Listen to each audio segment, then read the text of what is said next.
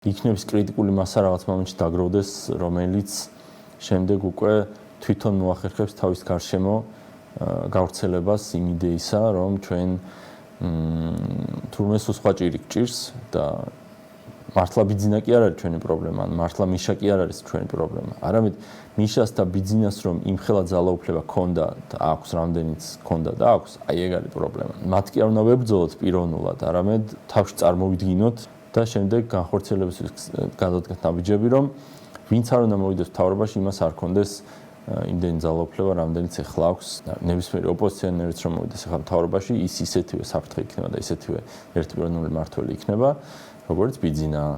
და ამას რო ეუბნები ოპოზიციონერებს, ამას ვერ ხვდებიან და შენ ეგრევე რაღაცა უცებ ხდები მტერი, იმიტომ რომ ის იძახის, რომ ის რაღაცა სიტყვები აქვს ჩაჭედილი თავში, რომ აი ეს სიტყვები უნდა იმეოროს და ეს არის რაღაცა რიტუალი, რომელსაც შეასრულებს და ამ რიტუალით მე ბიძინა დამარცხდება.